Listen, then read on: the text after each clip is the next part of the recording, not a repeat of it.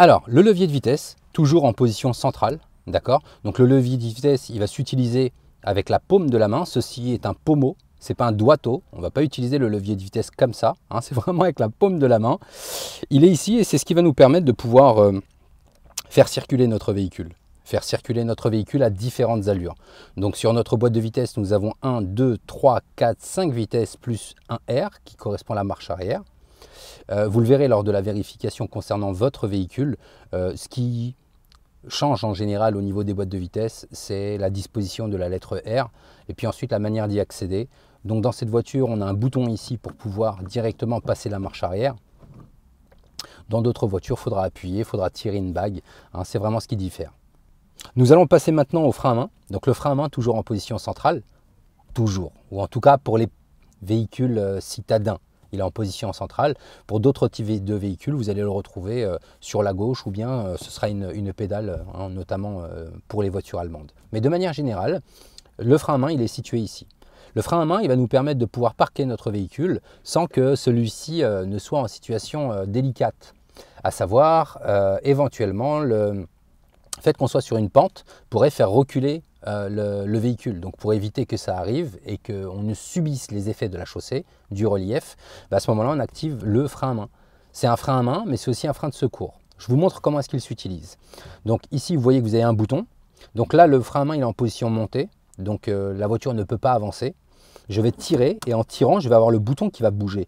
Une fois qu'il bouge, je vais appuyer dessus et le redescendre complètement. D'accord? Et redescendre complètement. Pour remonter mon frein à main, j'ai juste à tirer dessus pour pouvoir freiner et immobiliser notre véhicule à un parking.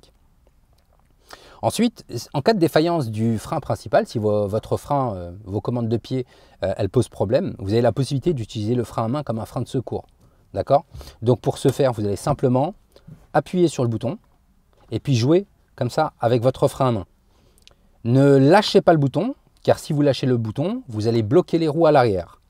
D'accord? Le but du jeu, c'est surtout de pouvoir faire et aider au ralentissement de la voiture en cas de défaillance du frein principal. Ça roule? Allez, on va passer maintenant aux pédales.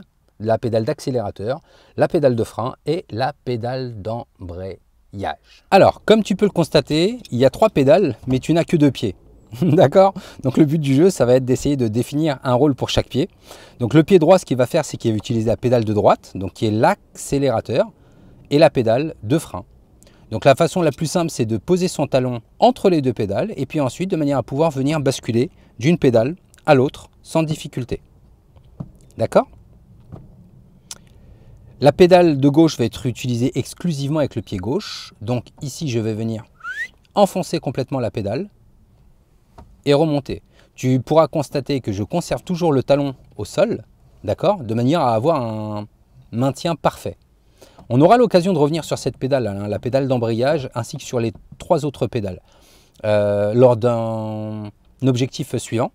Donc là, l'objectif, c'est vraiment de savoir localiser les pédales, hein, savoir où est-ce qu'elles se trouvent, ces dites pédales. Donc je répète, la pédale de droite, c'est l'accélérateur, la pédale centrale, c'est le frein, et la pédale de gauche est la pédale d'embrayage qui va nous permettre, bien entendu, de passer des vitesses ou bien de nous arrêter sans faire caler la voiture. Ça roule?